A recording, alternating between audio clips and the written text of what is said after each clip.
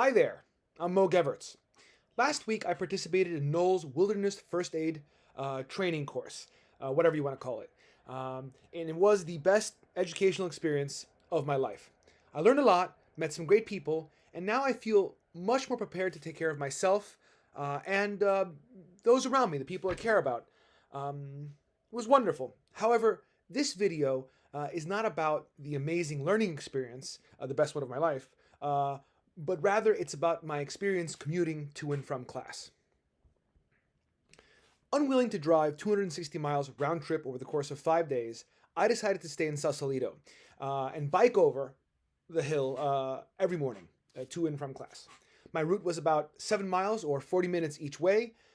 I woke up at the crack of dawn, cycled up to the tunnel, and down a nature trail to Fort Cronkite where the class was held. In the evening, and a couple of days, it was in fact quite late in the evening, I would cycle back up to the tunnel and then down to the marina where I was staying. At that time in the morning, like 6 a.m., and barring car calamity, which is far too common, I really saved no time, since from where I live here in El Cerrito to Rodeo Beach, it's about 40 minutes each way. Now, driving in the United States driving in general is very expensive, and here in the States it costs about $1 per mile on average, though, since I live in California, the cost of driving is certainly much higher. However, whatever money I saved not driving, I definitely spent on lodging and food. These cost me about $1,000, though I really did very little to minimize this cost. Sausalito is very expensive. I'm sure there's ways to do it more cheaply, but I certainly didn't look for them. I was less worried about financial conservatism on this one-off experience, and far more concerned with what I would gain, or in fact did gain, cycling to class every morning and back every evening. My travel choice allowed me to get much closer to nature than I otherwise would have been. Cycling, like walking, are the most efficient forms of travel, since one easily accomplishes at least three things in the process. Well, you travel, you succeed in getting from A to B, you get exercise, which I certainly got climbing those hills, and you connect with your surroundings, which can mean various things depending on where you are. I took photos and shot video of some of my experiences, which I will now show you in order to try to relate through this medium some of the benefits, what you gain from traveling that way, from commuting that way. Cycling, like walking, puts you out in the elements, which is important because it connects you to what it means to be alive, to humanity, to the elements, to nature, to the place where we came from, and the place where we're going to return. There's something about listening to the call of the birds in the morning, or other animal sounds, or the mystery of the fog here, cycling with fairly little danger, and even less danger here on a trail where a car can't get you. There's something mysterious about the fog, isn't there? Something wonderful about it.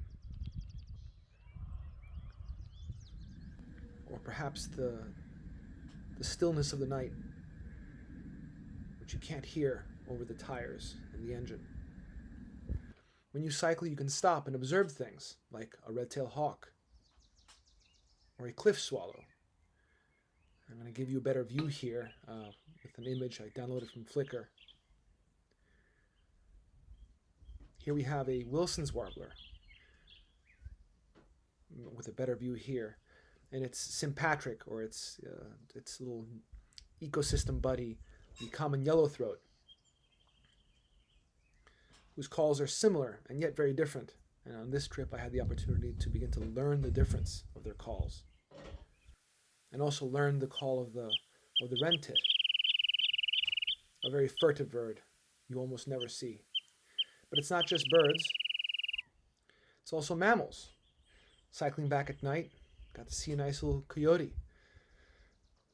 And not just a coyote, but a stag deer, which you rarely get to sit and look at, and maybe even be a little threatened by, as I back up here, give it its room. And, of course, the next generation, right there. And a rare predator, a nice bobcat running away from me in the morning. And another predator, a little garter snake, crossing the trail without fear, well, maybe only a little fear of getting run over. And of course the ubiquitous fence lizard. But it's not just lizards and snakes and birds, but also little mollusks. And sometimes it's not what you see, but what you hear. Like this hermit thrush that I can't see, but I can hear it, and so can you. And sometimes you neither hear them or see them, but you see what they left behind. Another little predator, some sort of spider, whose web I don't know how to identify. But also dead things, that are, in this case, killed by a car. Urocyon, the gray fox, and a gopher snake, a young one, probably also killed by a car. And maybe you get to save something, like the larva of a swallowtail moth. It's about to get killed, but not this one, not this time. And here you get to see how the killing happens, or almost happens. Here's this deer considering what it's going to do.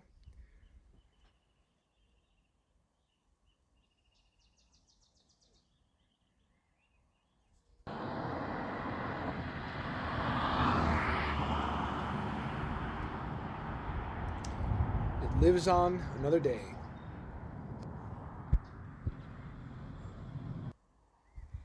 But it's not just animals and weather, but also plants, which are part of the whole thing. Here you have a Mexican native snake root, Agaritina, the unaging one, in the sunflower family, which you can see from all the little stamens. And one of my California favorites, Lonicera, a native honeysuckle, twinberry it's called. And it's not just this one. It's not just this beautiful one that I found in flower when everything else was in seed. But its other buddy, the other Lonicera. I don't know what the species name is. Doesn't matter. But there you see it. Another beautiful California native honeysuckle. And some sort of salvia far away I couldn't identify. But maybe you don't have to know the name of everything in life. You can enjoy it. Here's the seep monkey whatever, erythranthium, monkey flower. You find it in seeps along road cuts. And here is Triaea, a member of, I don't know, the lily family probably, with a little bug in it. Look at this little bug, doing something. I don't know what it's doing, but it's doing it. It's very beautiful. And then there's another topic close to my heart. Bikes make almost no noise, and walking even less.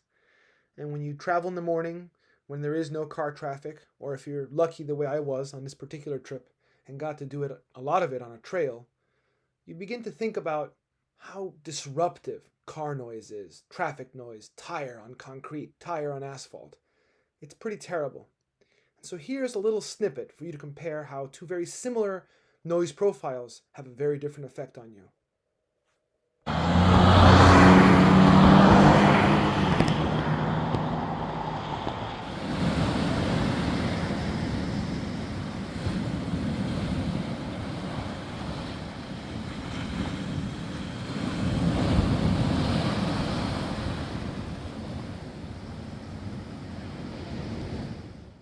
Amazingly, the noise of tires on the road and engines roaring is not entirely different from the sound of the ocean crashing on rocks or on the beach.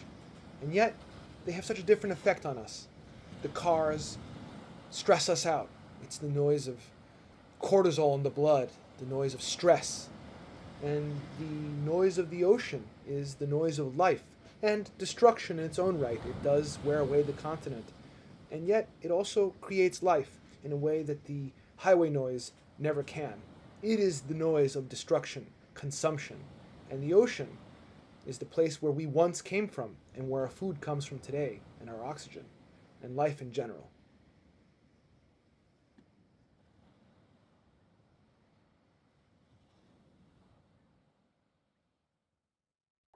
Okay, that's just about a wrap.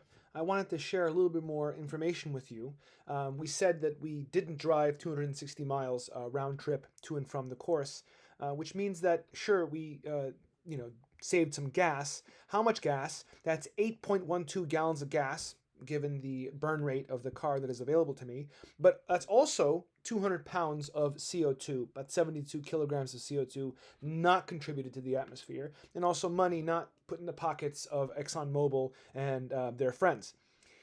But importantly, also we didn't contribute 2.72 tablespoons of rubber into the water. Now you may think 2.72 tablespoons of rubber is not a big deal, but if you quickly Google it and find out what's going on with the salmon stock in the Pacific and the research that has been done to show that one of the biggest threats to marine life is rubber. Rubber is among the more toxic of the human plastic inventions.